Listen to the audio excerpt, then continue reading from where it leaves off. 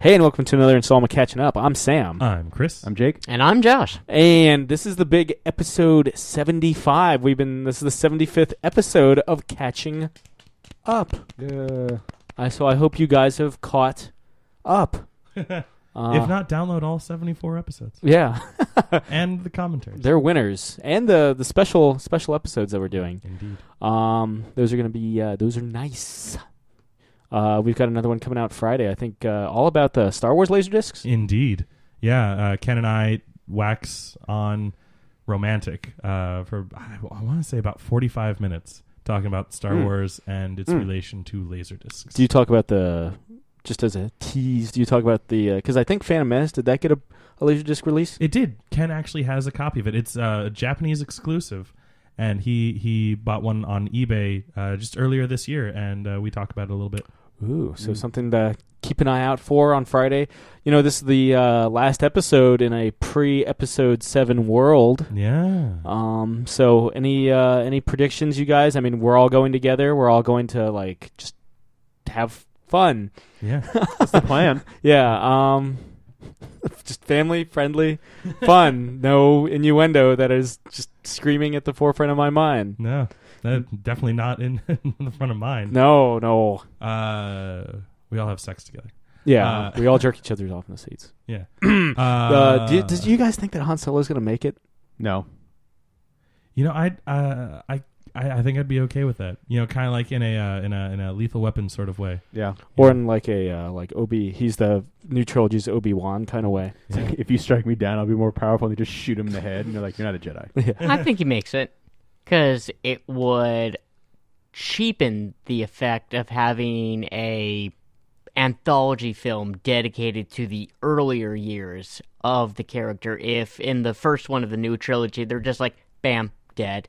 Oh, by the way, he's getting a solo movie, too, just to make it even more special. Well, I think that's the reason why they're going to kill him, because they're going to do a solo movie about him in his younger years. Because Harrison Ford's he's not the kind of guy to sign on for like 3 more Star Wars movies. I bet you he's doing this to be like, and also the amount of press that just Harrison Ford is doing for this movie by himself is awesome, but it's like insane. And the amount of Harrison Ford material. We've seen more Harrison Ford than anybody else. And I think he's going to go out. He's going to inspire people to do good.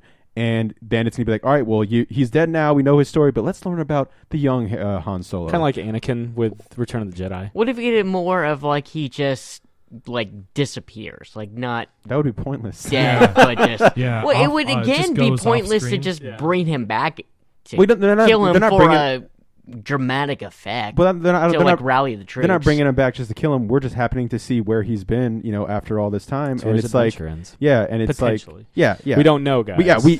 Everything is speculation. This is all if you're like, fuck you, if you spoiled Han Solo, and then he actually dies, and we're like, well, that's just good foresight. Yeah, weeks from now, once we know the movie, the people can listen back to this episode, and you're like, what a bunch of assholes. I mean, to be totally honest, the thought hadn't even crossed my mind until Sam asked. Well, because my big thing is, so he was originally supposed to die in Return of the Jedi. He's Empire Strikes Back.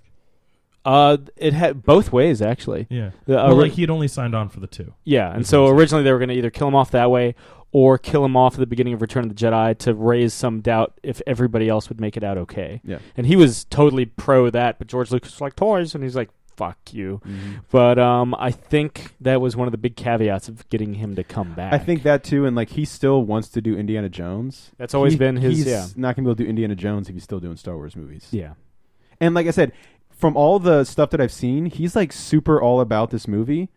And I think part of it is that he gets in a good way, in a way he wants to, gets to put this character to bed. Well, my personal feeling then and bed to justify that decision would be if his solo movie goes through a span of not only early years, but then ends with bringing to the forefront where he'd been leading up to Episode 7 as well. Then I feel like if they made multiple solo movies, or Han Solo. No, he's only getting one solo. I'll let you have it. Yeah, it had to happen. Yeah, but don't ever do it again. No, I mean, again, complete grain of salt. Yeah, I think Kylo Ren kills him, and it's what fuels Finn to fight him, like we see in the trailer in the snowy forest. That's what I think happens. I do like, we were talking about this. The again, all fan theories that what's his face is infiltrating the Finn. Yeah, Finn is really like got bad intentions. That'd be cool if he goes in and he just destroys them from the inside. You're saying what I was saying at dinner. Yeah, that Finn is like infiltrating the stormtroopers. The what is now or what was the Empire. Mm-hmm. The First Order, I think they're called now. Yeah. He's in there. He's just sneaking in to take them apart from the inside. Oh, I was thinking it'd be cool if like he's like, "Hey, I'm a disillusioned stormtrooper. I'm gonna join your guys' cause." And then while he's in there, he's like, "Oh, by the way," and then like fucking kills people. You mean a double agent for the First Order? He's a bad guy the whole time. That'd be awesome. That'd be cool. Also, if Kylo Ren goes out like fucking Darth Maul, I'm not watching any more Star Wars movies. I think he's signed on for at least 2, maybe 3. Yeah. The only one I've heard confirmed survives is Daisy Ridley and Mark Hamill. No, not Luke Skywalker. I'm Mark talking Hamill. for bad guys. Is Phasma. Ooh, not General Huxtable. Phasma's the only name I've heard. Okay, it's probably not actually Huxtable. I've just got Cliff on the mind. Yeah. But I shouldn't because fuck Cosby. But the That's what he wants. yeah. So yeah, what we kind of do every like 75th episode is kind of talk about some of the stuff that we're like reading or watching or listening to. Like I've been listening to the Alabama Shakes. I've been watching what's that show that's not Xena Warrior Princess, and so it's actually good. Hercules? Legendary Hercules is worse. Ooh. Yeah. I think that's the general consensus. I'm watching. Maybe you guys. I'm watching the Transporter series. It only ran for 2 seasons. Very much like Xeno. Yeah. Wait, it got can a see how second it got season? It Confused. did. Huh. It's actually like maybe better than the movies. Well, Like those were pretty bad. All of the movies? I never saw the 4th one, Oh. but Is that Reloaded or not Reloaded? Refueled. Refueled. Yeah, actually, I don't think anyone saw that one. Judging by the box office. Is But that the one that's like, "How you like me now?" yeah, But it's the non-Statham yeah. one. To be fair, this is not Statham either, but since it's made for European television, like continental European television, they can get away. Really? Yeah, because it's a French-German co-production. They can get away with a lot more than they could in the movies when they were trying to make it PG-13 for international box office. But it's on TNT, There's right? an edited version that they broadcast on TNT. It first Okay, aired yeah. in Europe. all right. But it's awesome. You know, you get all the violence and all the like every episode, they're dropping F-bombs left and right. They're like, fuck, fuck, fuck, So fuck. you were And you see watching breasts. it Yep. on TNT or... It's on Netflix. Oh, it's on net. Okay. You don't get the breasts if you watch it on TNT, Josh. Okay. I wasn't sure Eh, what not with version that you attitude. were... I wasn't sure where you were watching it But that's from. not the selling. Yeah, fuck it, it is. Mhm. It's the selling point. But yeah, I also Breasts are always the selling point. yeah. Speaking of breasts, I saw Over the Top last night. Mm. Yeah, got a lot of man muscle in that. Fantastic. Yeah, not as bad as I remembered it. Though the kid's annoying as shit. Yeah. Yeah. But It's There's- military school, I haven't so- seen it, so I'll take your word for it. I have it on DVD if you'd like to borrow it, Mm. or you could watch it on Who's- Netflix. Do you Who's like the leads? arm wrestling? Stallone arm wrestling and driving a truck. That's what it is. Arm wrestles for the love of his son. Then yes, I'll watch it. That's all. Yeah. If it's Josh is like- Stallone arm wrestling, yes. If it's Van Josh- Damme, not so much. Josh is like, that's all I've ever wanted from my dad. Van There's a Damme lot wouldn't I've arm wanted from wrestle. my dad. He would leg wrestle. Anything you guys watching, reading, enjoying? I just recently started watching Haven on Welcome to Netflix. the club. Yeah.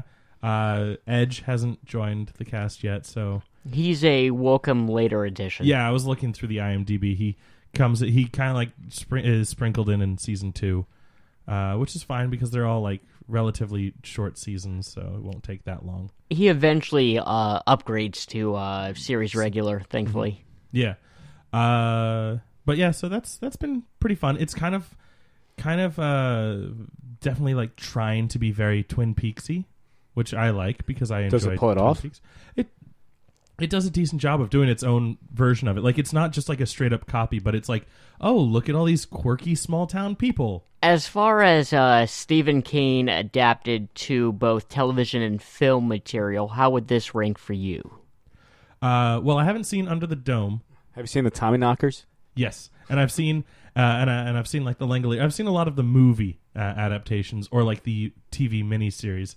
I don't know anything about the source material other than the fact that it's called The Colorado Kid. Correct. It's a Is it a short book series or no, it is a singular short book novel. Like a novella. Yes. Oh. Thank you, Sam. Like a lot of Philip K. Dick's adaptations are actually novella. Like Blade Runner is like one of the few like actual full length novels or thing that's based on a full length novel. I feel like quite a bit of Asimov too. A lot of the sci-fi guys. Yeah, they're more prone to short stories anyway. I Writing think. for like journals and stuff. Yeah, and things released by chapter monthly in like magazines and Periodicals, stuff. Right. like Bradbury, Yeah. like Martian And- Chronicles.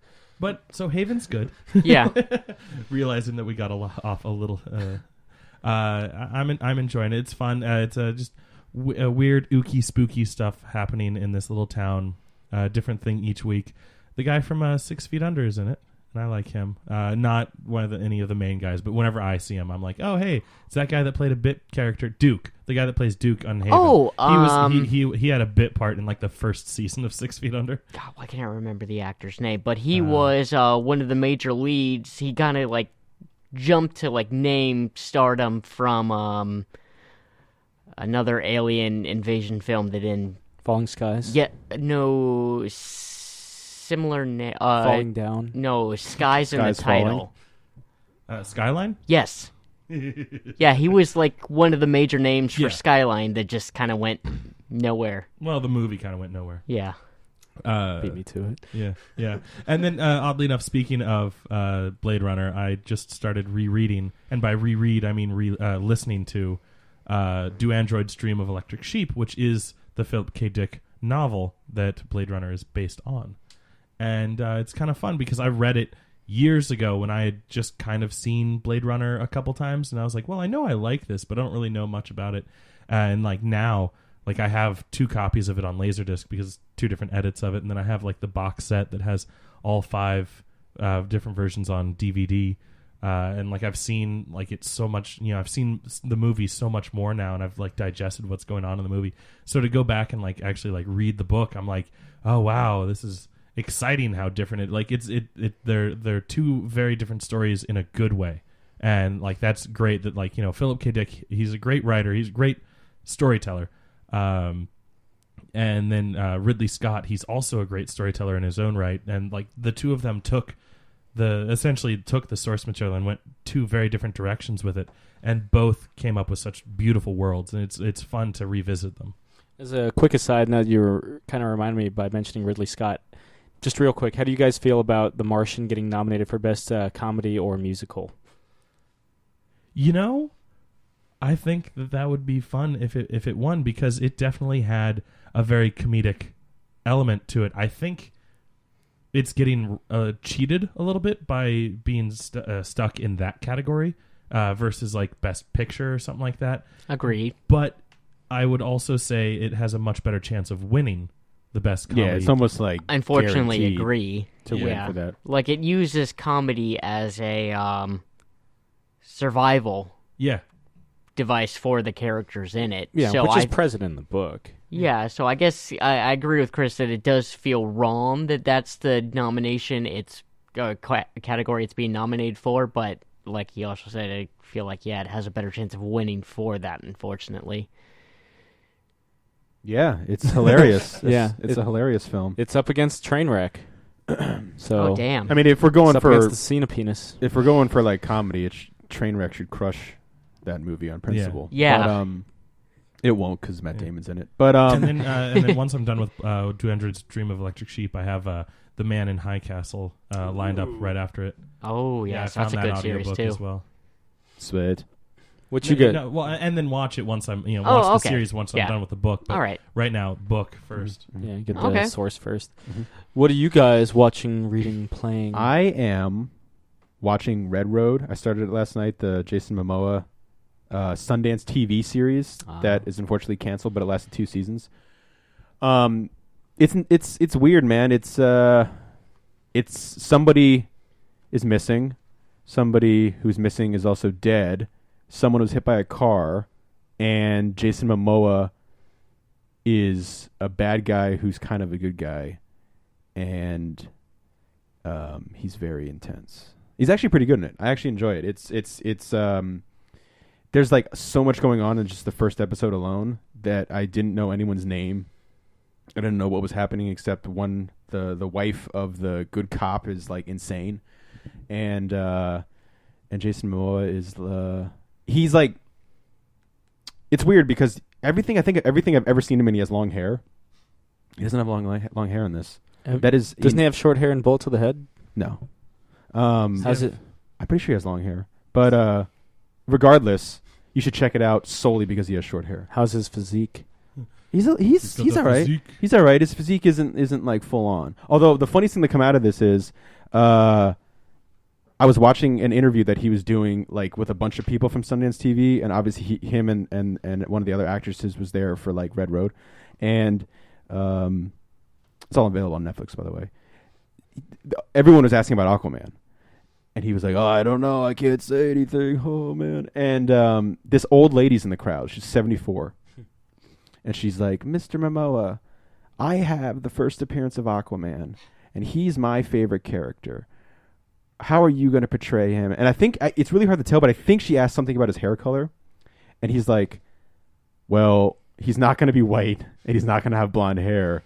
He's going to be very different." And he starts getting like really sheepish, and he's like, "So, and then she goes, I just want you to know that I think you could be the best Aquaman, and he's my favorite hero, and I think you're gonna do great." And he goes, "Oh God!" And he's like, "I'm sweating." And he goes, "What's your name, miss? What's your name, miss? I have to remember this. Oh God!" He's like, "We have it on video because he's like, Warner Brothers is gonna watch this. We can't mess this up now." But yeah, he doesn't really have anything For like you? Yeah, for the 74-year-old woman who has the first appearance. I thought she was gonna like bring it up on stage and have him sign it. But I saw one time someone brought a poster. I hope she's his date to the premiere. That'd be fantastic. I saw Sorry, Lisa Bonet. I saw a She ain't no Basil. a poster of his Aquaman, and this is like classic. This is why like with Marvel and DC, I'm not taking sides, but it's funny. Like there's a part of me that I'm like, I'm so glad Jason Momoa is on the fucking DC side because like he's like kind of that meathead guy who doesn't give a shit. And so on the thing, he signs his name and then writes "fuck Marvel" underneath it, which I thought was like the funniest thing. Probably because he's upset that he didn't get Drax. Yeah.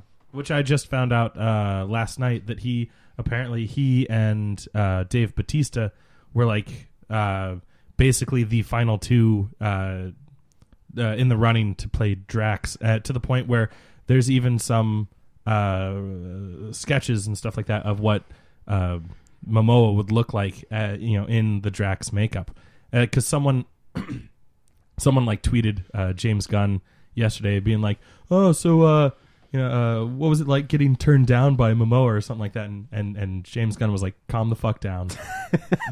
The two of them were, it was down to the two of them, and we chose Dave Bautista. Yeah. Would you rather be Drax or would you rather be Aquaman? I like what they went with. I like Bautista. I think Bautista works. I mean, I don't. I mean, I'm not as familiar with Momoa as you are. Yeah. Nobody's more familiar except Lisa Bonet. Yeah. I don't. But from what I know of him, I don't think I would like. Yeah, I do. I don't think I would like him as Drax.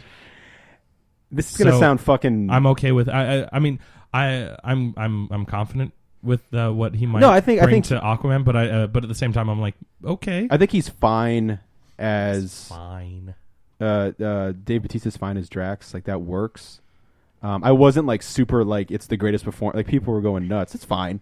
I think he's it's probably the best performance that Dave Bautista has had. Oh yeah. Except for like maybe as the Spectre, Hinks. Yeah, where he didn't speak at all. Yeah, except for that two misplaced words, which is just dumb. Just one. We just need to go, "Oh shit." Oh, I guess that's two. Yeah. Oh shit. Yeah. But even if you said it like that, that would have been better. But I think his Aquaman's going to be interesting, man. I posted a thing on Josh's wall, like his like pop figures out or is out or going to be out or out of stock or some bullshit. But I think it could be cool. I think the big thing that he's going to bring to it is that immediately all the jokes go out the window. I mean, you could still have the jokes about him being like, you taught the fish and all that kind of stuff, but it's kind of hard to like look at Jason Momoa's Aquaman and be like, Aquaman, I mean, come on, look at this guy. And it's like, dude, this guy looks like he could crush Cavill and Batman. You know what I mean? And like Aquaman could, man. Aquaman like could fuck up both of those guys. And I think that was probably a very intentional thing to do. Mm-hmm.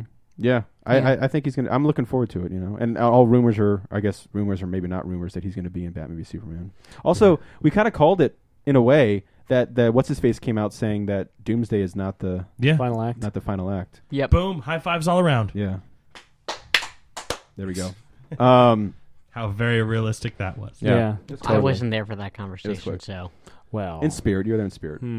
But so yeah, man, it's I don't know.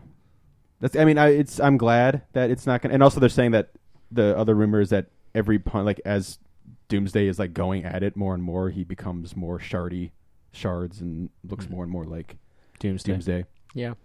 He gets more powerful as he like dies and shit. Yeah. I mean that kind of holds true to the Doomsday mythos. Yep. Yeah, I hope he gets the weird green suit. Yeah. Oh, that'd be the containment suit. And he crushes the bird. Yeah. Blorch. Yeah. But anyway, so that's what they should just name it. Batman v Superman. Blorch.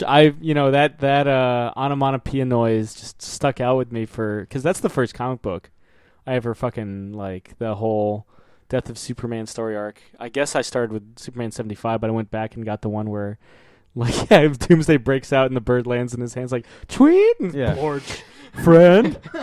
So anyway, I'm watching Red Road. It's fun. Check it out. If you like Momoa, or even if you don't like Momoa, you get to see him in short hair. And like I said, I'm only 2 episodes in. There's a lot that can be done, but it's interesting because it's leading towards like the good guys covering up for his wife supposedly hitting somebody, but then Momoa knows. You mean like the slap? I guess, but there's no slaps involved. Momoa knows. I don't know anything. I just said yes to something I don't even know about. Momoa, it's all about Momoa, man. Like, that's the reason I started watching it. He looks badass. Chris Vance in Transport of the Series. Sexy, sexy man. Yeah? Yeah. Yeah. Sexier than Statham. Yeah. Josh, what have you been watching and reading? Let's see. Watching Agent X on TNT.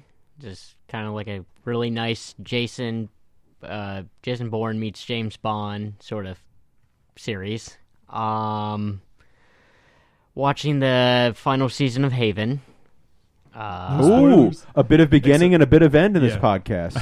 I was Full about to circle. I was about to be like, oh, no spoilers, but then I was like, oh wait, no, it comes on every week after SmackDown, so I keep seeing like the first 5 minutes. Yeah, I kind of, there was something that was happening leading up to the season of Haven that kind of makes sense now of who's shown up in the show. Yeah. Croatoan. Yeah, Whatever but the I hell mean, the involvement of that is. the person who they casted for him. Christian. Just the actor. Well, I saw that Christian, who was another wrestler, who Edge and Christian, they were a big tag team. I saw that he was in a couple episodes. Okay, it's not that individual. Okay, cool. I'm okay with that. Let's see. I caught up on this past season of Doctor Who, which was a emotional roller coaster of we don't give a damn about your emotions, so go fuck yourself. Fair. It sounds about like Stephen Moffat. Yeah. Or at least that last part. Yeah. Let's see. Playing wise, I picked up the Xbox One timed exclusive Rise of the Tomb Raider, which was the sequel to the reboot Tomb Raider. Are the deaths still as brutal as the reboot? Because honestly, watching Lara Croft get torn up in that fucking reboot kind of turned me off. Like, it was just unpleasantly violent at times. Well, that was more of just of a if you fuck up in certain events and kind of just getting beaten to a pulp for just becoming the Tomb Raider as well. And in this one, she's a little more seasoned, knows how to watch out for herself as much. So unless you, like, fuck up in an event, she's not getting, like, smashed against rocks or things like that as badly as she did in the first one. Sweet. Good to know. Yeah, and I also picked up Metal Gear Solid 5. Oh. With Quiet? Yeah, I haven't gotten to Quiet yet. Don't kill her. Nicole made the mistake of killing her. A timey-wimey girl, on Twitch, she's just in_YC, maybe 19? Who knows? But my friend Nicole, who Twitches a lot, she was playing Metal Gear Solid 5 and somehow managed to kill her in their first interaction, and then did not have Quiet for the rest of the game. And Quiet actually does help you out quite a bit. Okay. I will make a mental note of that. But also when watching the Video Game Awards this past week or 2 weeks ago, was a bit unsettling to find out that Hideo Kojima, the man who gave us the Metal Gear Solid franchise, was not allowed to attend the awards and accept the award for his game because he was banned by the company that Konami. Yes, Konami, that he was both fired from and not fired from. Konami did him pretty wrong, and the more I'm hearing about Silent Hill's cancellation, the Silent Hills reboot he was doing with Guillermo del Toro and Norman Reedus, it really sounds like it was just kind of like a sideswipe move by Konami, just like, get the fuck out of here. It wasn't about the quality of the product itself. Yeah, but just whether he's actually been let go of the company or not continues to be debated upon, just because they said you can't attend an awards show to accept an award for a game that you created entirely with a team that we just threw money at. I don't, obviously, this is just like Star Wars. This is pure speculation, but it looks like it's pretty much scorched earth, nuked bridges between him and Konami. Salt. Yeah. And more so, I think, I think they wanted him to do certain things with Metal Gear Solid 5, and he didn't want to do it, and they were like, well, fuck you, and they, like, took that, and they took Silent Hills. It sucks, and by the looks of it, Konami's going less and less consoles because they're making more money off their pachinko machines. Yeah. Pachinko machines. They're big in, like, Macau. What's a pachinko machine? Well, for you, Jake, and all the listeners at home. And me. And me. And okay, fine. Everybody. Sam's the only one that's ever heard of a pachinko machine. I've heard of it, I just don't know what it is. Right. It sounds like something from The Price is Right. Yes. Oh, okay. So it is a form of basically kind of like how we have slots here in the United States, or we have roulette. I mean, they have roulette too, but it's a gambling machine.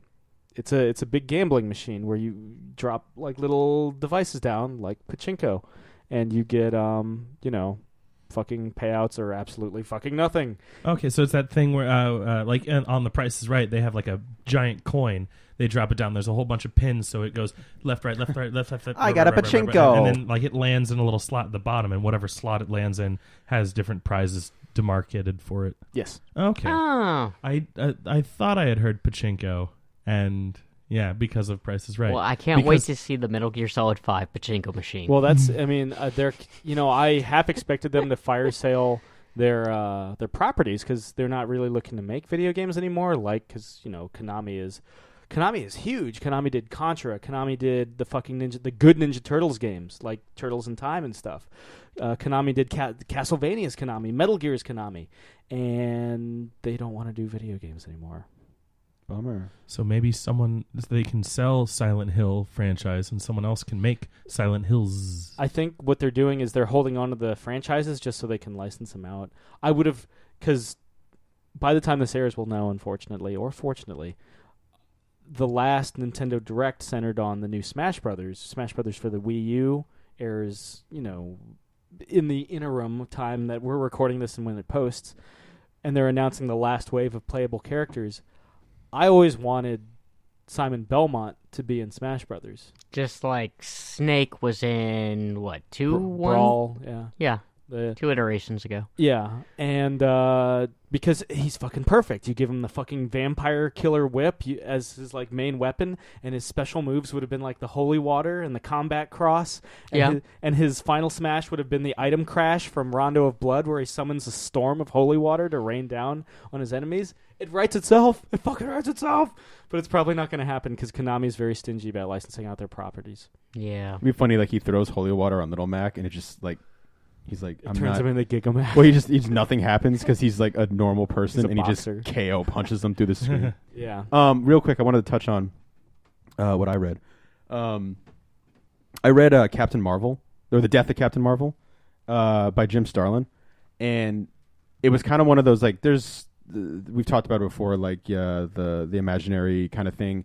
If you ever lose faith in comics, you put it in this box and break it like you would like a fire extinguisher or whatever to save the day. This is like definitely one of those, and it's we were talking about the Death of Superman, which is like it's fun to reread. I have like the massive fucking tome omnibus of it, it's fun to flip through. But that's just a terrible example of death in comics, and like part of the example of like why death is so funny, and people are like, fuck it. It's just because when I used to work at the comic shop, it'd be like, oh, they're gonna die. Well, how long till they come back? Or look at this bullshit. Like, oh, look, it's Wolverine is in blah blah. Death of Captain Marvel was something where it's not a world-ending event.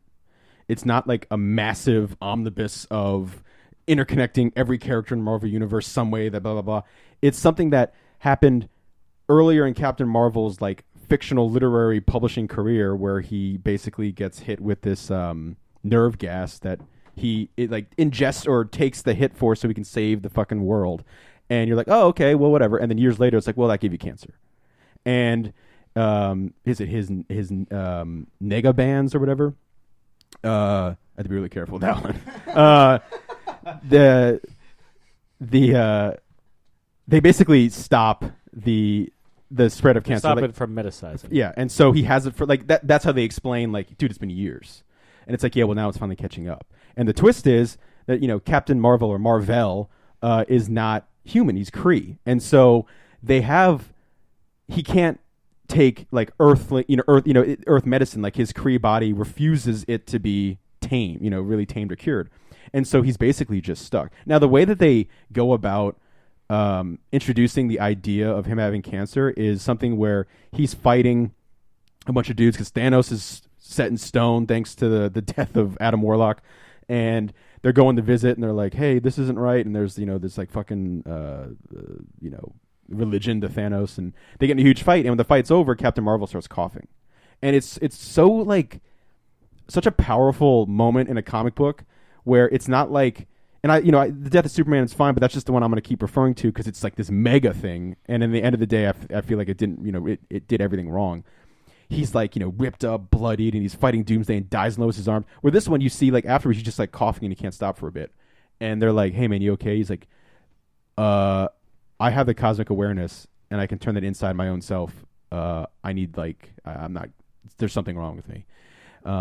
And I can't put a name to it. And so again, in panel form, you just see like him going through the test, right? Just a panel of like beep, boop, beep, boop. And the guy's like, is it the mentor? Is that his name? Thanos' father is like, yeah, dude, we got bad news. And he's like, well, give it to me because I've had this fear and I haven't been able to put a name to it. What is it?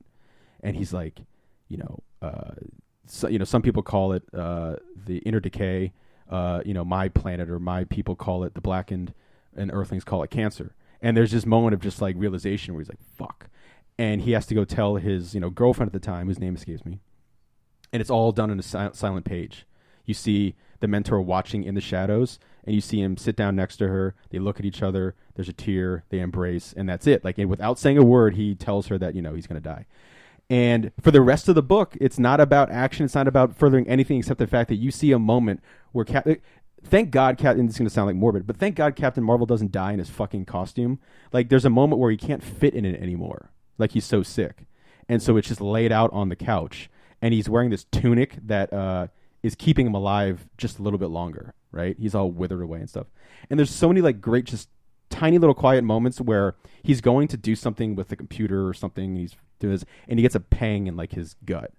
Like a really like horrible pain in his gut, and he just fucking loses it. Like, he's been pretty like well kind of centered around the whole thing that he knows this is it, putting on the strong face, and he just starts fucking smashing shit, breaking computers and keyboards, and he's screaming and he's yelling, and he basically has this out loud realization where everyone thinks it, whether they know it, really they say it out loud or not, that like, and I think they say it in Vanilla Sky too, where it's like, what if I'm the one person who's going to live forever? Like, it's morbid to talk about this, but like the idea that like, hey, we're all going to die one day.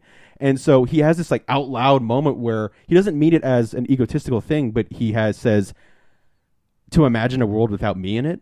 Like, what the fuck? And he finally comes to terms with this. And then it comes where he's like bedridden, and you get a great moment where like every Marvel hero fucking visits him. Ghost Rider fucking visits him in space, right?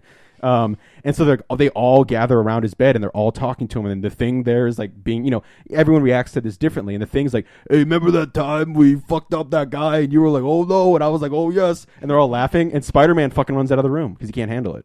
And like, you don't see him like cry, but he's like, I can't fucking do this, dude. I can't be around this. And I can't remember who's like consoling him. They're like, hey, everyone takes it differently. And the Thing's like, what's going on? But yeah, he's like barely alive, like lying in a bed with tubes and everything. And at the same time, you're like, this is a fucking comic book of a superhero, and he's dying. His own, like he says, like, my own body. Like, I've fought gods, I fought Thanos, I fought, everything I could ever fight. I've been the defender of the universe, and my own body is betraying me. And then you get what is it? Not the Kree. Is it the Skrulls? I can't remember who. I think it's the Skrulls. They come up and they send like a dude to give him a medal. They're like, hey, you were our biggest enemy. We were your biggest enemy, but we respect the shit out of you. Here's a medal, dude. And there's a moment when he's kind of like, okay. But it's, again, nice little moments like that. And then the best moment in the whole fucking thing is when, as he's dying, he slips into a coma, right? And everyone's kind of like sitting around his bedside, and his like true greatest enemy shows up, and it's Thanos, right? And Thanos is dead. And Thanos goes, listen, motherfucker, you're my greatest enemy. I'm your greatest enemy. Nowadays, people are probably like, what the fuck? Like, who's Captain Marvel? It's a chick. And why is, like, because Thanos back then, like, there was, that Marvel has been dead for over 30 years. Exactly. Getting to the point of, like, he stayed dead, except for, like, a splash page in Civil War. But, like, which is mind-boggling.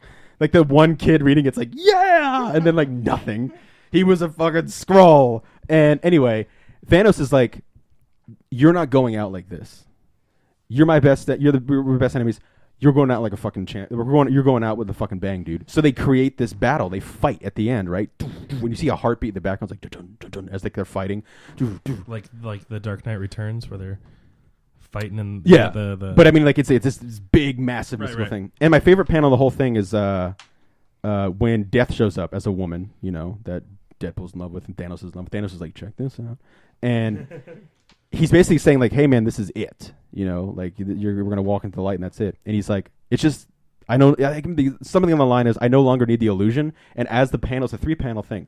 He's looking at Death and he puts his face down like this. And as his face crosses her face, when his face clears it, she's a skeleton face. Like she's not a beautiful woman anymore. And that is like one of the most like wonderfully profound things where Captain Marvel's like, I'm fucking facing this dude. Like, let's do it. And you see Captain Marvel, Death, and Thanos hand in hand walking into the light, like worst enemies, like walking into the light together. And then the book ends with them the flat line, and they just turn the machine off, and they go, he's gone. They put a blanket over his head, and that's the fucking end of the book. And it is like 1980, like 2 or 83, astounding still to this day. Yeah. Wow. Available on Comixology for like $5. Yeah, it's like $4.99, and because like there's a version out now that has the fight with Nitro before, so it's a little bit of a bigger book. Yeah. It's also the first Marvel graphic novel. Like that's one more quick thing I want to add back to what I've been watching, which I didn't get the chance to discuss with you last week, Jake, because I was out sick. But the reveal of a character here's the thing. on a show that I called. I'm giving you full props to this. And I was truthfully surprised to be right, because after your there's explanation no of way. who it could have been, it was like, yeah, you know what? You're Hank you're Henshaw right. is somebody else. Yeah, there's real no quick. We're talking about Supergirl on CBS for anyone who's confused. I wasn't sure if we were allowed to name specifics. You or haven't. not. You haven't said who the reveal was yet. So Yeah, Have this you is seen the your episode chance. yet? yeah, I saw. Okay. This is your chance. Someone. Oh, yeah, and if you would- yeah. Facebook spoiled it for me Yeah. before I got a chance. to Oh, see that it, too. sucks. Sam. I know. Yeah. he does. Okay. Yeah, All right. Supergirl fanatics that have not caught up on Supergirl.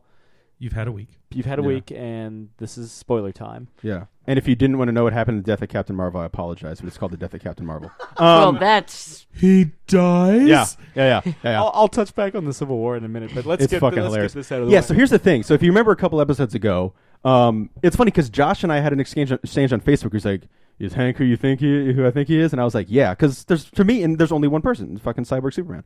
And so I was like, "Yes, Yeah. yes," but we don't say who we think it is on Facebook. We both think it's funny thing is he thinks I'm saying yes to Martian Manhunter. I think he's saying yes to Cyborg Superman.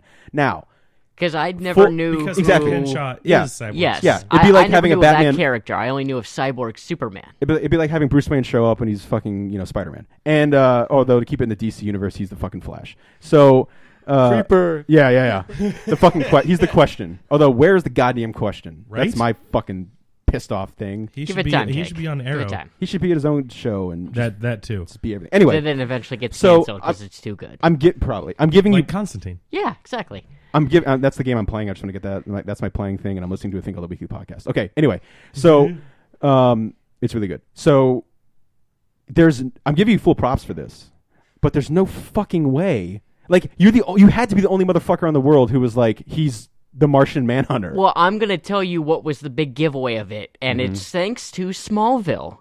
The red glowing eyes of a character you never saw except for in the shadows, and then later reveals himself as a person to them, and then after that it's like, oh, by the way, I am this character. It's always been the red glowing eyes, which gave it away but for in that Smallville, character. he's not called Hank Henshaw. Like in this one, when Hank Henshaw shows up and has glowing red eyes, I'm like, That's Cyborg Superman. And so it was such a Cyborg Superman had red glowing. One singular red glowing but it's eye. such a. But that's why the two red glowing eyes. Well, he also had a robot face. Yeah. Or half a robot face. Yeah. 3/4 a robot. He also wasn't a handsome giant black man. But he was played by Elijah Wood. Yeah, that's true. Yeah. But anyway, back. It's great. yeah.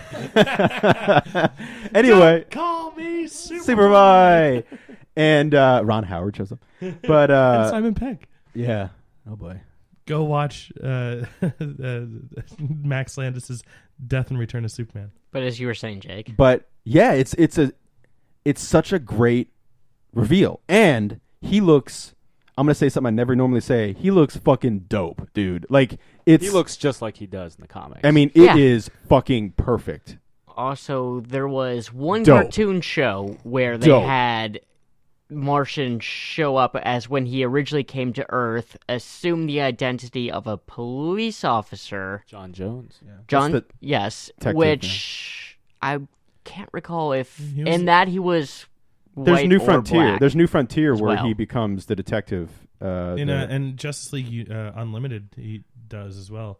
Yeah. Right, And but he's a black guy. okay, that He's also an was old Asian one man, of right? the Towards the end, in the Unlimited. Yeah. yeah, like And Young Justice has and it's straight up his Young Justice look. yeah. Yeah, it's all these calling cards. Every single time I'd seen Martian Manhunter show up in an iteration of where his telling sign are the glowing red eyes, and that was the only thing going into Supergirl when those started. I was like, this has to be him. It has to be. like I'm all with you except the fact that his name's Hank Henshaw. Like that was the only misdirect, and I and think- it's and a wonderful. That's a big red herring. It's a wonderful misdirect because And- I was not expecting it. And then when he starts to go, sorry, Chris, when he starts to go, but fuck you. When he starts to go, He's having the conversation with I can't remember the sister's name. Yeah, the sister. the sister, and he's like, Linda? He's like Hank Henshaw Lucy? died.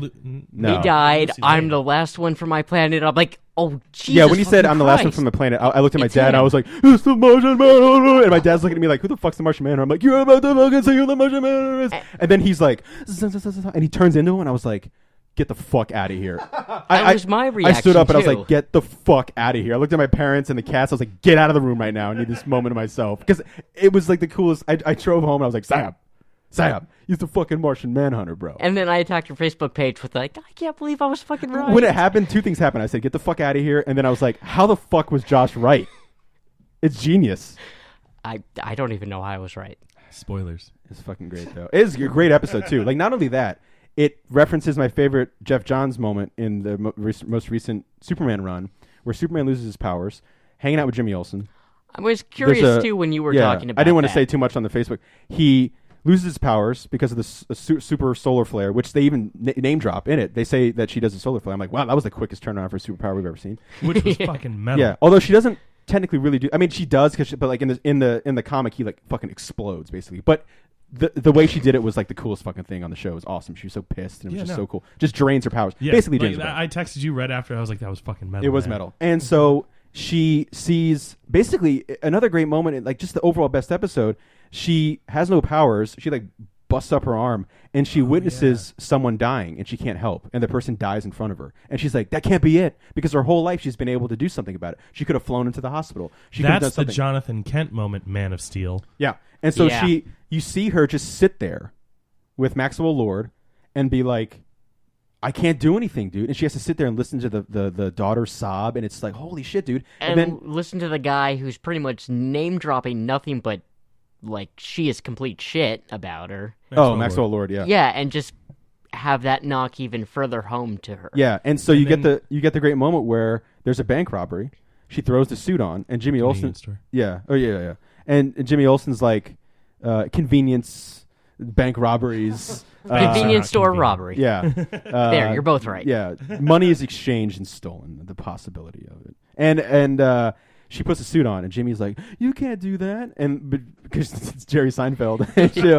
And in the comic too, Jimmy's like, "Dude, you're not like you don't have your fucking powers," and she's like, so fucking what, dude? Like, this is what I'm supposed to do. Got the S. Yeah. And one of the most subtly wonderful moments that Melissa Benoist has done so far is she walks in the outfit, right? And her arm's still broken. Yeah. Her arm's still fucking broken, and she's hiding because it's shaking because she's in so much pain. And Jimmy's like in the fucking Cheetos section, like, oh. And she takes the picture of her like peacefully taking the gun and being like, and they do that basically in the Jeff Johns run too, where the guy's like has the gun with a hostage, and he is like, look. And the great thing too, he's like, look, you're gonna go to jail, but we can make your life better. Like, you don't have to do this, and takes the gun. You don't have to add murder. Yeah. Jimmy snaps the picture in. I'm like flipping back and forth between two. Takes the picture of the Supergirl, and that's going to become probably his next Pulitzer and like her defining moment, Mm-hmm. And kind of the whole thing. It's like, you think I wear this because you think I'm just because I'm bulletproof, I'm fucking Superman, or I'm Supergirl? Like, nah, dude. Like, she learns throughout that episode, like, it's about not about your powers, but about like the doing the right thing.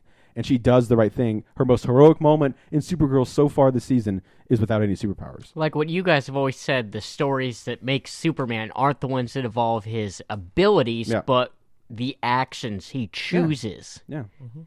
The strength of his character. Yeah, that tell the greatest stories about him, which, this entire episode was one of those moments and for her. It stands so well on its own, They don't, as much as I love Superman, they're not dropping Superman left and right anymore. They're just kind of like, look, man. Yeah, it was an episode using the same thing of what makes his character so popular to make her character so well known from this show. Yeah, just a great moment from the John. If you pull anything from Jeff Johns, for the most part, you're going to have gold. For the most part. Yep. You saw Victor Frankenstein. I did. What'd you think of it? I enjoyed it. It was a fun, weird take on the story because, truth be told, I've always kind of been like, oh, okay, with the story of Frankenstein. Like, it's not my favorite of the classic monsters.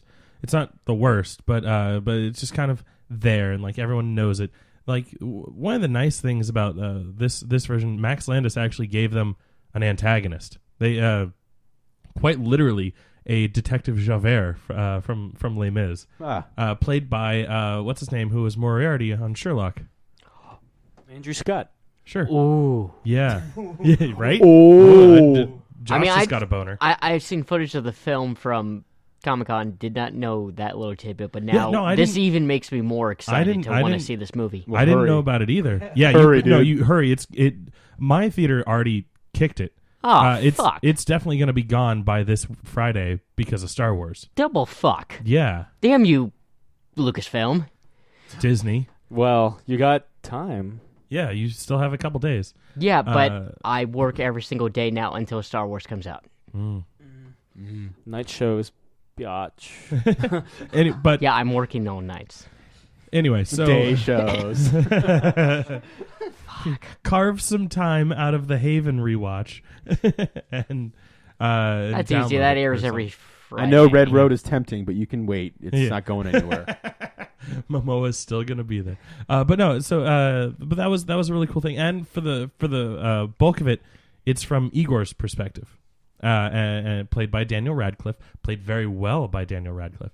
One of the things that pissed me off about the movie is that the first line is Daniel Radcliffe or Igor going, "You know this story." Oh, fuck yeah, you. Right. I almost immediately checked out. I was like, how could you? Come on, Max Landis. I love Max Landis, but God Although damn it. I hear, and I think Sam might have told me this, that Max Landis has pretty much written it off and doesn't want to be attached with it because of how diverged. Yeah. But like, I definitely feel his presence in the final thing. But I'm not surprised that he is not. He's not associating himself. Yeah, Well, he's distancing himself. I mean, that's a shame because this doesn't feel like a Christian Bale Terminator Salvation type thing. Well, it doesn't have to be that level, but like it just to the point. Like, once the film or once the script is out of the writer's hands, they have, depending on the contract they make, they have no. Yeah, they have no say in it. The director and the actors, even more so, have a lot more control over what ends up in the movie than the writer. But like the small slice, and truly, they gave us a small slice at Comic-Con this past year, and from what you've told me of the antagonists, I'd give them all high praise. Oh yeah, just for how it's I'm in no way saying that the final product is bad. I loved it. Yeah. I loved the entire thing. But like knowing that Max Landis is stepping away from it, I'm kind of curious as to what his version looked like. Well, let me put it this way: the original name of Victor Frankenstein was Igor. That makes sense. It was very, like you were saying, that largely from Igor's perspective. Yeah. It was supposed to be Igor's film, and I think as soon as Paul McGowan, the guy that directed it, took over, I mean, that's when it got renamed Victor Frankenstein. That's when they cast James McAvoy. It very much became something different. Yeah, because it's still. I mean, the story is about Victor Frankenstein's basically de-evolution into a singularly focused madman. Trying to get this experiment finished. But that being said, they reanimate a dead corpse halfway through the movie. And it's more so about it was the dog thing, wasn't it? it's an amalgamation of a whole bunch of animal parts. But yeah, it's more of a chimp. Like it's the first thing they chase down, right? Yeah. Oh, I mean, like I said, there's a whole lot of pieces to it, but one thing that I really liked about it is structure-wise. Like I said, it's Igor's perspective. He starts out as like a carnival freak show attraction, and because he's got like the hunchback, and he like runs around like Andy Serkis in Planet of the Apes, basically on all fours. But and they address that too. Well, yeah. Well, as I was about to get to, like. He's like almost like a genius when it comes to like biology and stuff like that. And one of the trapeze girls that he's like obsessed with falls and like breaks her collarbone, and like Frankenstein just happens to be there, and he's like, "Oh, I'm a doctor," and he starts like doing shit, and Igor's like, "It's her, it's her this thing, it's broken," and like goes to like slam it, back into place, like just a very crude old school, mending, and like Victor's like, "You're really good with anatomy and stuff like causing that. pain." Yeah, I'm going to steal you from the circus, and like there's this big elaborate chase scene essentially while he's stealing him, and then fucking like they get back to Victor's place, and he just like starts like in a very madman-esque way, like just stabs him in the back in the hump and sucks out all of this like pus, and he's like, "You don't have a hunchback. You have a giant cyst that's gone untreated throughout your entire life," and then like gets him into a vice that straightens out his spine, so he's no longer like walking, on all fours. He's like a proper gentleman, and it's a cute little like Taming of the Shrew type moment. And I was like, this is like a fun sort of way of like taking the original and just being like, we're doing our own thing. If I were to call it the Guy Ritchie Sherlock Holmes of the Victor Frankenstein story, would I be wrong? Actually, my initial review of it was Frankenstein done in the style of Sherlock Holmes, the Guy Ritchie Sherlock Holmes, because it even has that sort of like that inner monologue that like Sherlock Holmes has, where he's like, "If I punch this guy right here and do this and do that and blah, blah, blah," and, it has that same thing. Like the part where he's fixing the girl's collarbone. Like slow-mo as he punches it. It has like an overlay of like anatomy sketches and stuff like that. And like, this is where it's broken. And like, if all I got to do is push it like this and it'll get better. So yes, you're right. It's basically Guy Ritchie's Sherlock Holmes, and in a good way. Like double sold. Yeah, right. Go see it if you can find it. I highly recommend. At this point, I'm just going to own it.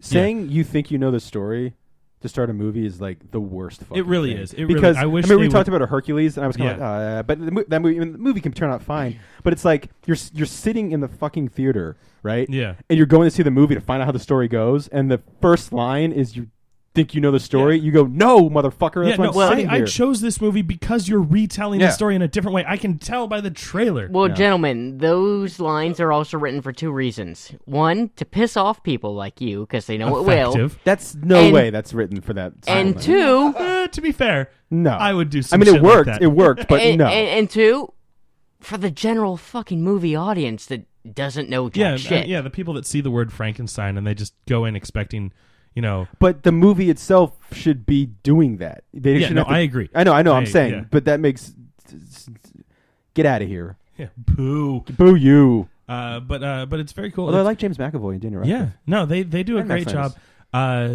They throw in a love interest for Igor, which distracts him from Jessica Brown Findlay. Sure, the From trapeze Downton- girl. From Downton Abbey. Yeah, and there's a cute. Never little, saw it. Neither did I. There's a cute little romance that they do together, and then Who doesn't love the a cute final little scene. romance? The final scene I thought was awesome, where like Frankenstein has to confront his inhumanity. Through his creation, Yes, the personification of his inhumanity. the literal personification. Is Yeah. someone well known casted as the? No, Robert De Niro. wrong. He's Frankenstein. back. Uh, I Keep will my say- promises. He looks kind of like the guy. It's Max Landis, isn't it? Yeah, that would be great. No, it looks kind of like the guy who you remember in Judge Dredd, the Stallone Dredd. Mm-hmm. The Paw. Yeah, no, that guy with the dial on his head Yeah. kind of looks like that without any robot parts. Oh, cool. Okay. Slash kind of like in Wild Wild West, the guy with the metal plate for the Yeah. top of his head. They hit Yeah. with the Again, pickaxe without or any whatever. metal parts. Yeah. Kind of like an amalgamation between those two, and then like the Super Shredder Or like the one from without any metal parts. There's no metal.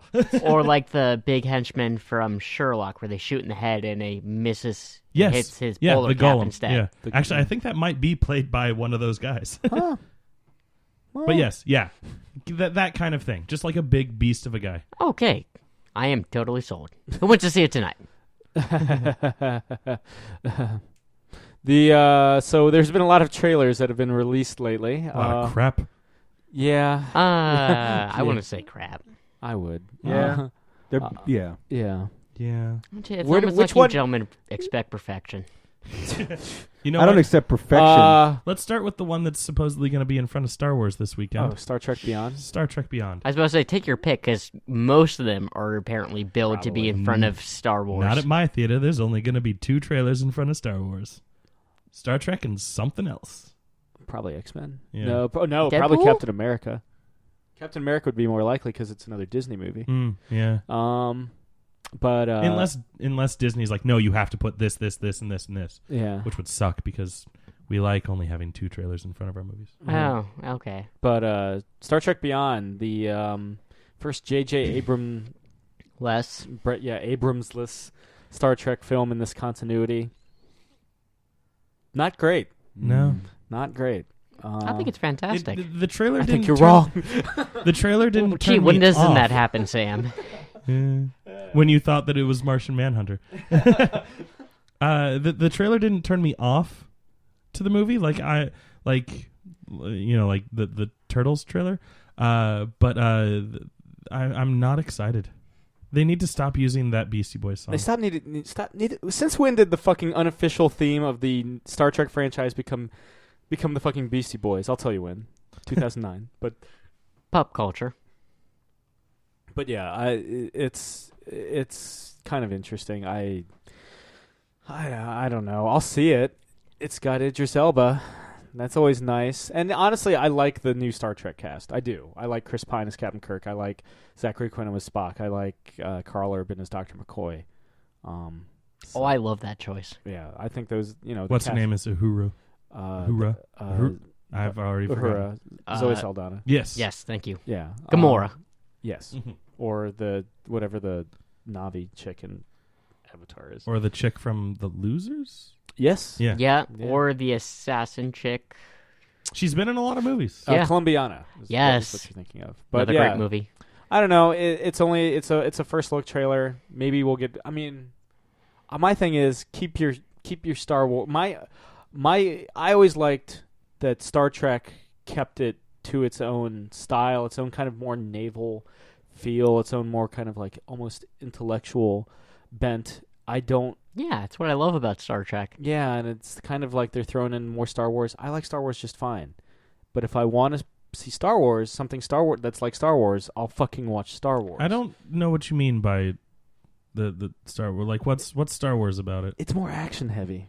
Okay. Well, yeah, this one's... Well, all 3 of them, really. Yeah, they all have. Oh, you been mean the films very- in general? Yeah. The Abrams continuity. Yeah, the Okay. Abrams verse. Well, But isn't everyone's favorite Wrath of Khan because it's like action? It's not. Well, it's still like it's naval action. But still, it's more heavy and on that- action and than I the think- intellectualism I that think Star Trek was always and I known think for. that one has like the big tear-jerking moment at the end too, Oh. with Spock. Oh, Yeah, see, Yeah. When we do commentaries for that, break out the tissues. Just so Sam's we- having a tear boner right now. Yeah, where it just Few and far in between. I don't even know what that means.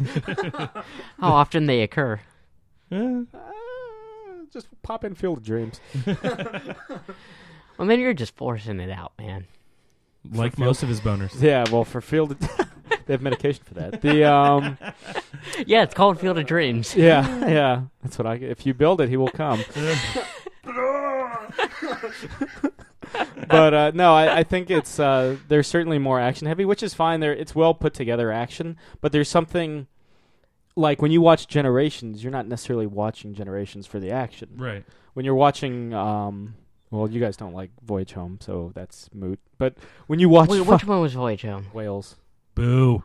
I enjoy the I watch comedy. It for the, I watch it for the comedy. yeah, well, yeah, I don't. I don't even enjoy the comedy. I do. yeah. That one was funny. Which one's Yeah. mine?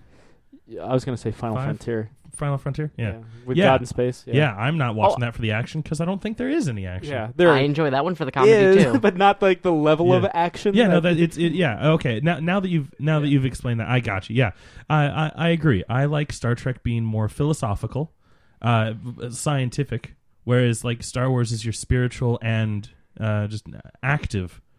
yeah. Yeah, no, and I totally get that, but It's more Saturday matinee. Yeah, sure. unfortunately, what the Abrams Gordon. reboot for the series did was bring it to a more mainstream of what they want to see this go around, which Is it fair I to say? understand, but I will also agree with that shouldn't be the driving focus for this continuity. Is it fair to say we're like Star Wars? They're making it for Star Wars is such a massive thing, and this isn't like a Star Wars or a Star Trek thing. But I'm just saying like Star Wars is just massive.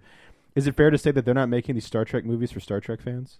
Like Yes. they're clearly making it because if they were making it for Star Trek fans, like Sam is like I don't know, Sam's definitely a big Star Trek fan, and Josh, and I don't know where Chris, where you fall, but like I mean, I own the first 5 movies on Laserdisc. okay, well there you go. I don't know the animated series. Well, there you go. Oh yeah. Yeah. But I mean, I feel like if they were making it for Star Trek fans, it wouldn't be what like they're doing. the way they handled the con reveal and everything leading through production up until the release of that film, Dumb. yes, was not geared for the Trek fans. Yeah, and it's Because if it was, they would have called it out way too in advance. yeah, and there's an element of that's like, look, just disassociate it from the Star Trek that used to exist. These aren't Star Trek films. I shouldn't go in with a mindset like, you're not making Star Trek films for me, because of course not. These They- aren't the Star Trek films you're looking for. But there should be Yeah. though. There They- should be they a made a thing where they're mistake making it for Star Trek Of fans. pigeonholing themselves of where the Fine line with like entitlement. the first one of this continuity rebooted the series of a time travel sense, which they slammed you over the head with in the first film, of where they Divergent timeline. overwrote everything that had happened. It already existed, but by doing that, saying that some key events will have to happen in a new way. Well, it's like they explain. Khan. Yeah, they Yes, explain in exactly. and 2009. he'll become a white guy. that, yeah, and That was a military project gone wrong.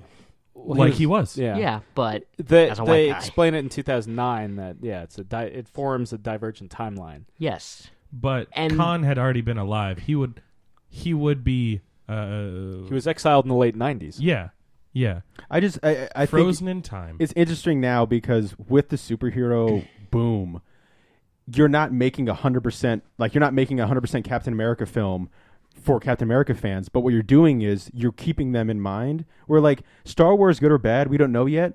That movie was made for Star Wars fans. It wasn't made for people to get introduced to Star Wars. But there's an element like this is made for like I fucking love Star Wars, and I feel like that sucks. That's why Star Trek is like they're not making this for Star Trek fans. They're making this for global mass They're consumption, making and it no for one Star gives Wars fans it. because Yeah, J.J. basically. Abrams is a Star Basically, Wars yeah. guy. Yeah. Yeah. I mean, And the director of this new one's from the Fast and Furious series, so they straight up said Yeah. in the like leaks that that Paramount wants them to make it more toward. They're like, make it less Star Trekky, and it's like, fuck. Then what's the point? You. Yeah, what's the fucking Yeah, point? what's the point of having a Star and Trek movie? what we get is a trailer that is fucking garbage. Yeah. If Sorry, you like it, Josh. fine. Like it what you Yeah. like, but I was just think not it's a like mess. it's not the worst trailer that we Yeah. have to review. Did you think? It's pretty close. Where do you think Ninja Turtles fell in that? I'd say Ninja Turtles is lower. I think Ninja Turtles is probably the worst out of all those trailers. I that think we it saw. apologizes for the film that came before it immensely. I go Star Trek still the worst. Like I watched that and I was like, what the fuck? I mean, Ninja Turtles is more of like, it's more of the same. Where Star Trek seems to be this progression into just ridiculous. Where and also, I guess you get Casey Jones, which is cool. Like I'm excited for Casey Jones. But I was one of the podcasts I was listening to. It's like what makes Casey Jones great is that he's grimy, gross, in your face, long-haired motherfucker. What about that? Says Stephen Amell. Motherfucker. Have you guess. seen him watched from the Tom. island? But he's not like that on the island. This is Oh a totally my different God. character. With that awful wig. Yeah. Have you watched Hung? No. The show? Yeah. Yeah. See a lot of Stephen Amell. Yeah. Season 3. Okay. Yeah. I didn't get Josh- that far yet. Josh is but like, now note I to self, have note to to. self. Now he's never going to watch Victor But I mean, I'm not Frankenstein. saying. Here's the thing.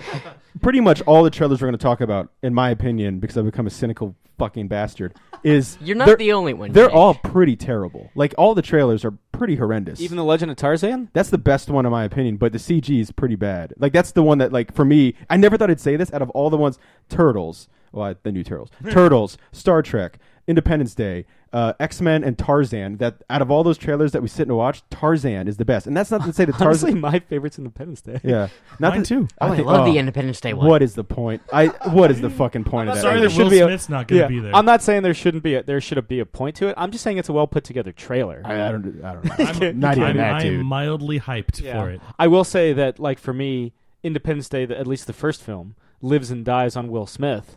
I mean, there's So let's also see what still one more trailer coming out that we haven't gotten yet. At least they usually do. No, I mean, but there's Well, nothing the about this movie Christmas that sells me. Day Deadpool trailer we still haven't gotten yet. That. I think it's about Independence yeah. Day. We have the 12 Days of Deadpool right now. Yes. That's cool. Which I Leading up haven't, to I, it. No, but I haven't looked at any of that so far.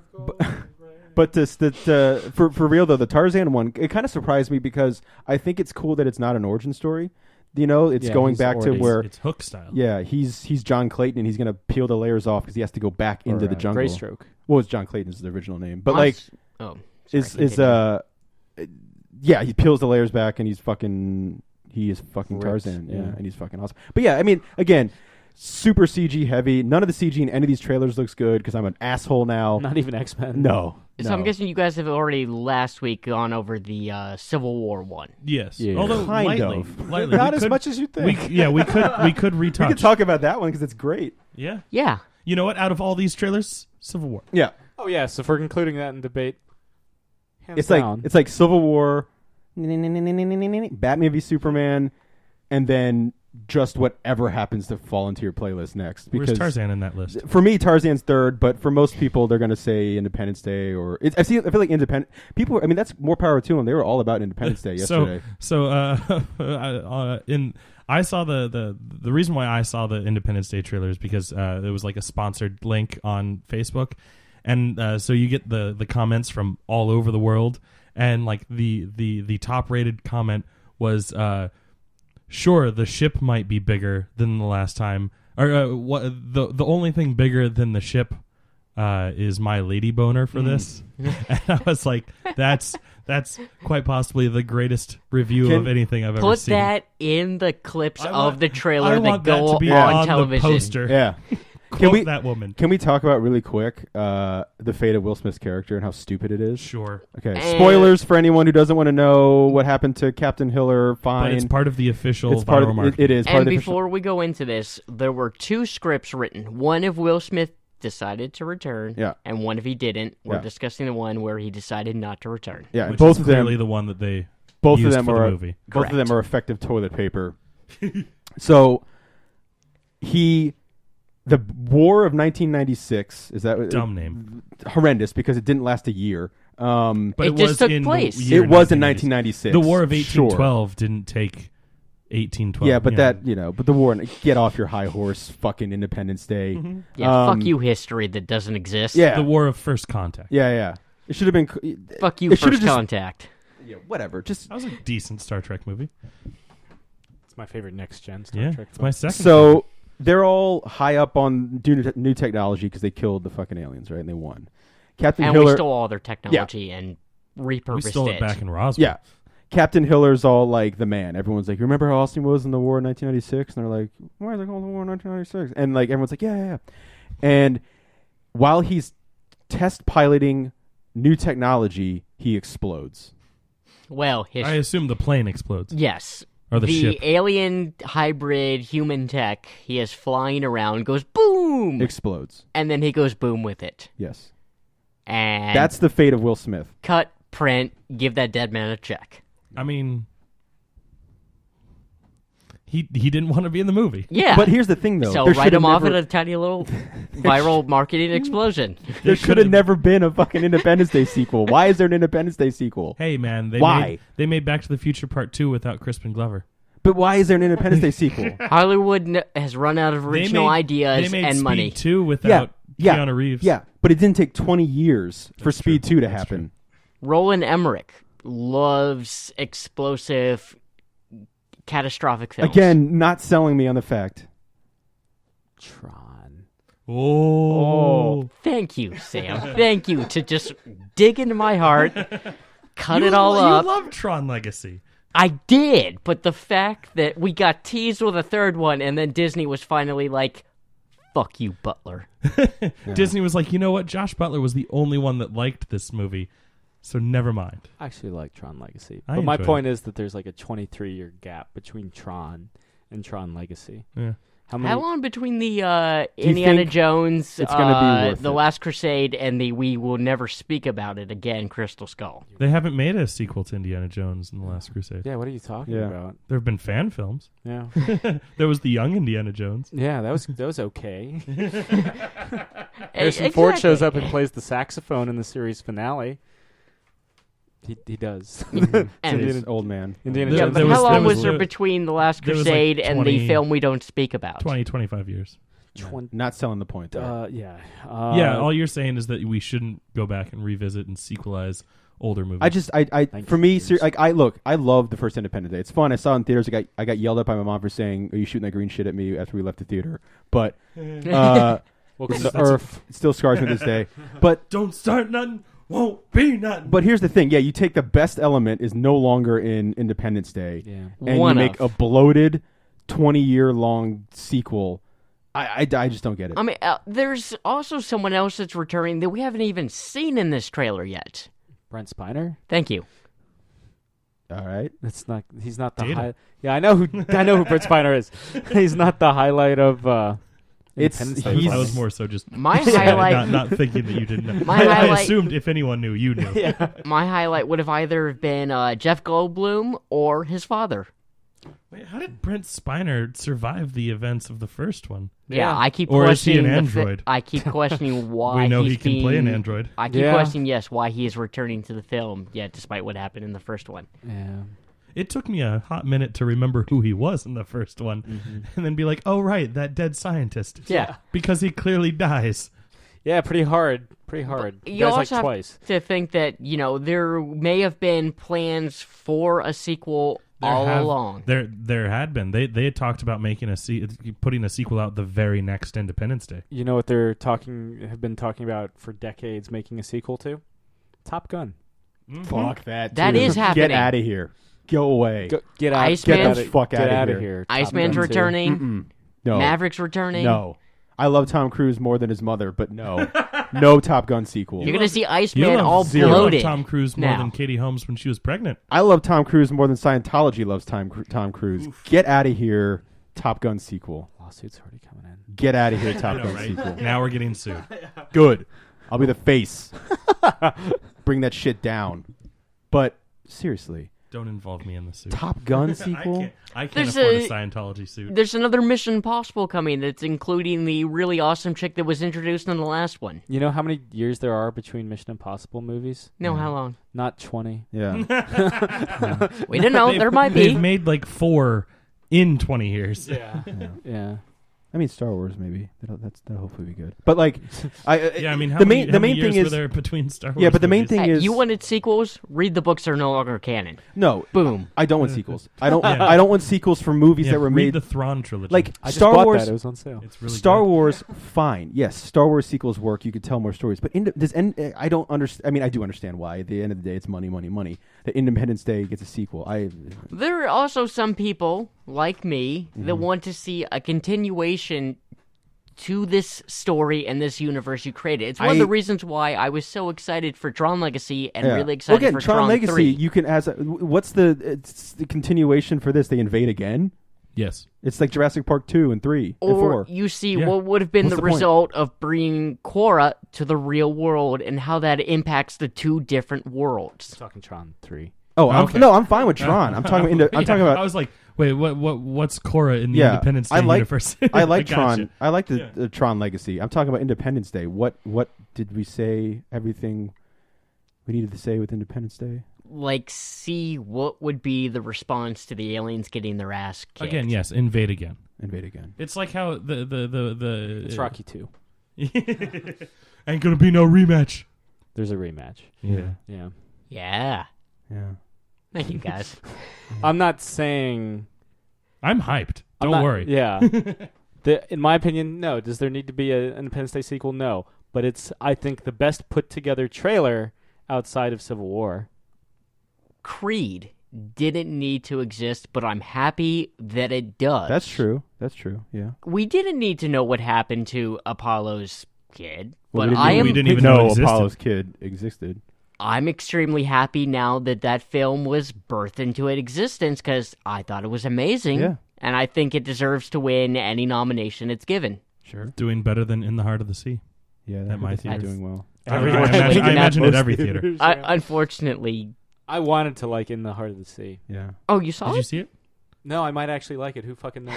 it could very well be another. Sam Stone But- joint. You know, I meant the Steve Carell thing. Oh, Mike- Foxcatcher? Great Foxcatcher. Scott.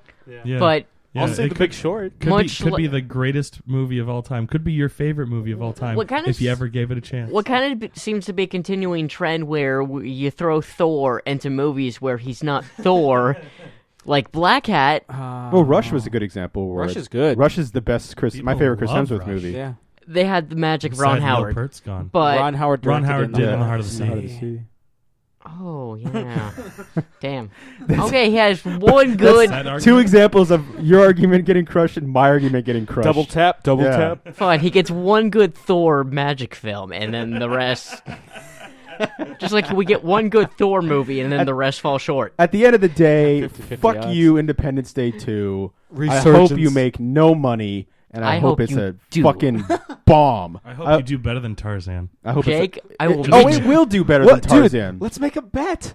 Yeah. What's the make a bet? bet. What's the bet? That a sequel to a movie that everyone loves is going to Jake, make what's more a- money than a Tarzan No, movie? hold on. The fuck out of here. I'm gonna steal a page from another podcast. Okay. Jake, Oh. what's a restaurant you really like? Taco Bell. You're being completely serious? Why would I lie? People love Do Taco not Bell. I tell- like Okay, Taco Bell. okay. Yeah, yeah. I think he means like like top tier, like one of your Like, favorite sit restaurants. down. Oh, Red Robin. We'll make a Red Robin bet here. What's your favorite restaurant? I don't Again, know how this bet works. No, but again, Here's what's the fucking What if bet? Independence Day goes the way of? What if Independence Day goes the way of Terminator Genesis? What's the Meaning, meaning? It it's doesn't terrible? doesn't one yes. But again, Two, how much? and did rightfully how much? doesn't make box office. Yeah. How much did Terminator Genesis make? Just for a basis here, look it up real Are we counting domestic or are we all counting- together now. Dome stick. Well, if we're counting all together now, that's going to be like more bank, Okay. obviously, because there's more market. and it just hit own digitally and physically. now? For over 440 million. Okay. Which is So, about 3 to that's- 4 times its budget. That's considered like Just to put not it in exactly what they perspective. wanted, right? And that's something that maybe Independence Day 2 could do if it's like blah blah blah blah. I love the What if we did it by profit margin? okay. So we find out the state of Percentages. How much did Tarzan cost real quick? Because that could be something like John Carter level expense on the Oh. CG. Like if it meets its production value but doesn't exceed what it costs to make it? Basically. Yeah. Yeah. Okay. Yeah. Because if we just go money to money, dollars to dollars, I mean, Independence Day could flop and still make more than Tarzan. Yeah, I thought we were talking about commercial success, which would mean it would have to make its production value and then exceed that back at the box office. Basically, you have to make at least twice your stated production budget to make up for distribution and marketing. Yeah. I always throw that in with production value as well.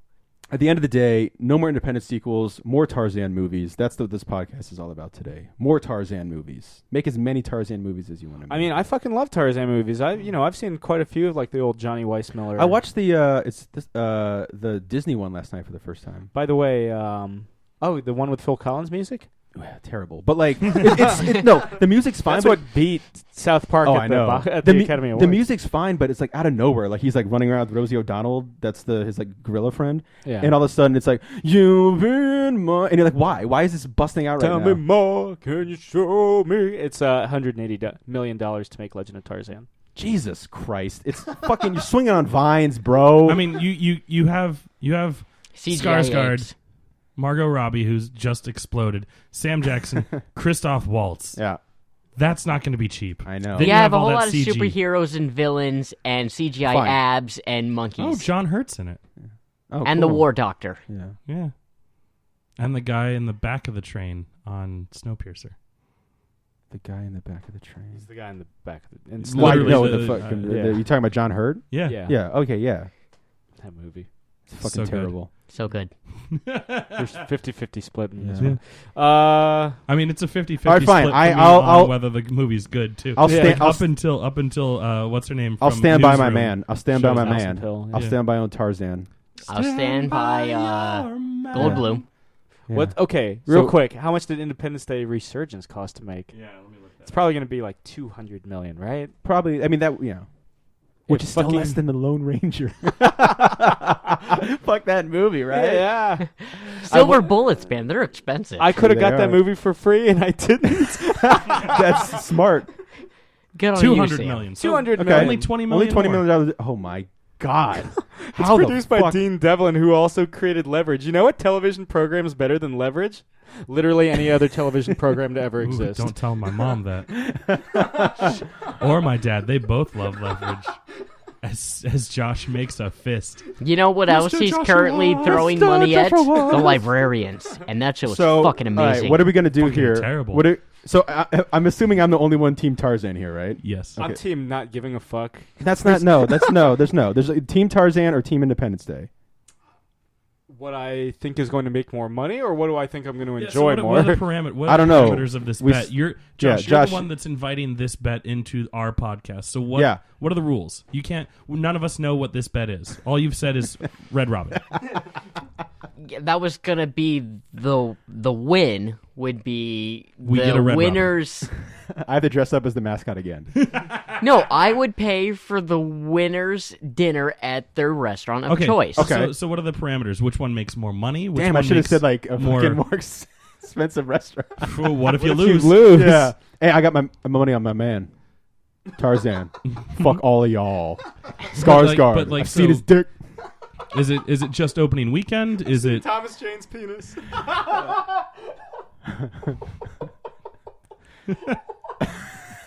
Which honestly, What the did that have Punisher's to do with dick is anything? enough.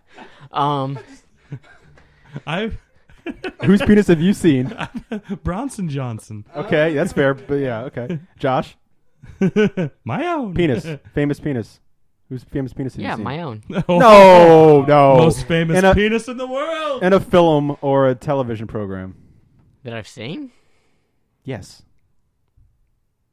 Will Ferrell's in Forgetting Sarah Marshall. That's not Will Ferrell's. Jason Segel's. Oh, sorry, Jason Segel's. Because I was like, wait, the fuck? I've seen I Bruce don't remember Willis's. that. It's terrifying. You've seen Bruce Willis's penis? Yeah. When?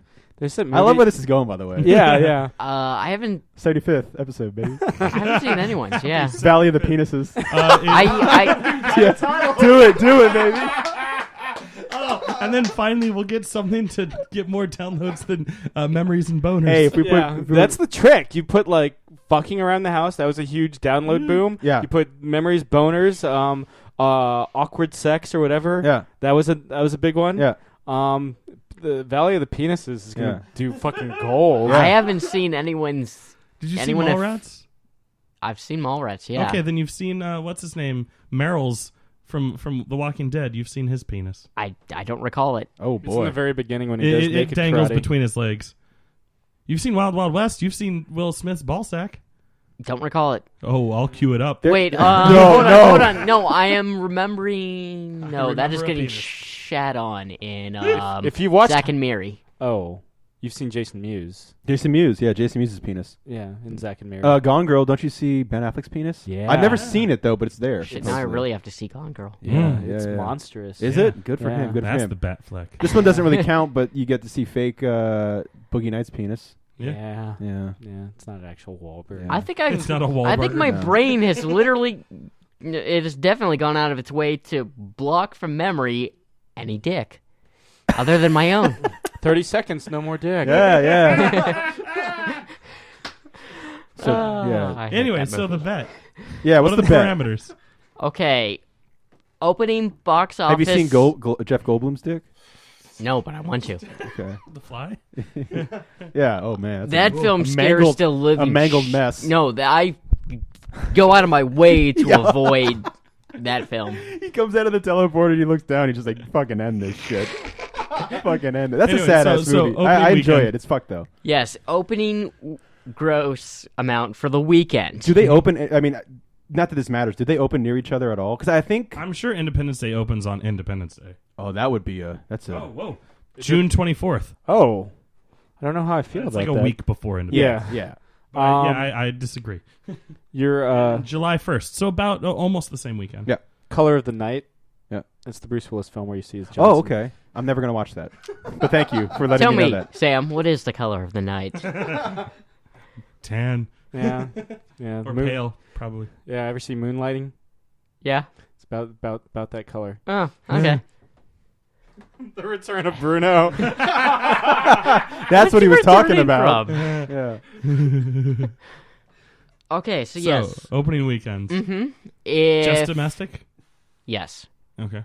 Okay. Domestically, if Tarzan does better than Independence Day sequel, I have Now, just are we loaded gonna the have bullets. in are we this gonna one have a for myself. handicap because they have different budgets?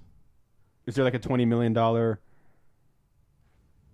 no, opening box office amount taking Okay, in. okay, Oh, so it's okay, not so so it's not gross profit. It's just You should have talked about an international. You know Tarzan does bigger business overseas. Yeah, but so does Independence Day too, probably because they blow not in it. China. Yeah, because Independence, They blow shit up. yeah, Independence Day literally goes out of its way to bring in the entire fucking world to battle the aliens. Did you hear the speech? So all right, so and I mean, then- did you Probably see not in the England trailer? either. There's obviously characters from different parts of the world fighting in the new one. Yeah, there's a black guy. There's an Just Asian. one. so You can only replace Will Smith. With, yeah, hashtag Team Tarzan. Tarzan? Tarzan. I can't even say I've, Tarzan. I've seen some people pronounce Is it it? Tarzan. Yeah. Did you? Jesus. Yeah. Team Tarzan. I've seen it go both ways. Team Tarzan. ID4. Did you guys ever see? Was it Greystroke, Zach, the one with hashtag Christopher Lambert or Lambert, where he plays Lambert? Tarzan? No, there's a version where he plays. Yeah, and it's called Greystroke or whatever. Oh, Again, Greystroke, Lord of the Apes. yeah, because I know saw that while I was trying my- to find the budget. my knowledge of Tarzan is very like in 24-hour period. I did like a crash course because I saw the trailer last night and I was like, it's pretty fucking cool. And then I watched the Disney movie and I was like, it's pretty fucking cool. So hashtag Team Tarzan, hashtag Team They ID4. Return. Yeah. Or ID4. ID4. Yeah, make it short. ID4. ID4 2? ID42? UB40. That number's retired in baseball. You can't fucking take that alien. ID8. I get what you're doing, Yeah. But no. but no. Let's What, not confuse Zach. ID42? No. Just ID4. Okay. Team Hashtag ID4. Team Skarsgård penis. Hashtag Team Goldblum penis. Oh, you must have seen so much penis on fucking True Blood. No, actually, you don't. You only see one moment. And see, that's why Tarzan's not going to If do as well. anyone's wondering when it happens, the end of season 6, you could just skip ahead. Yeah. Last episode of season It's 6. the only reason to watch True Blood, right? Well- Anna Paquin's titties And we're Jake's Skarsgård's expecting it to happen in Tarzan the entire fucking movie. Just flopping all over the place. Yeah, I'd be pretty bummed. That's how you know he's gone. Here's Yeah, the if thing. it's a hard R. I think I'm going to. You'll have a hard R. Mm. I think I'm going to enjoy Tarzan more. Mhm. But Independence Day is going to make more Oh, fucking yeah. money. But I'm standing by my man. So, yes, Stand Jake, by my- if your film wins, I buy you dinner Okay. at the Robin of Red. Thank you. Where am I buying your dinner? Wolf of the Red Roses. I meant you say that to all the boys. What's price comparable to Red Robin? Five Guys? No, I think... No, it's actually... Um, But I honestly enjoy Red Robin more than Five We Guys. just both do Red Robin. Yeah, Make you it could both do make Red it Robin. easy. Yeah. You make it easy. Yeah, All right. no matter what, you guys are spending 4th of July at Red Robin. Yeah, I mean that's fine. There you go. One of my first jobs, I did dress up as a Red Robin. That was one of my things. It all comes full circle. Yeah, but I'm not Joshua. including that as part of the bet. No, no. Well, I don't want to wear that anymore. Probably smells like you still. Probably. But how did I end up with a bet that Tarzan's going to make more money? I mean, because clearly it's not.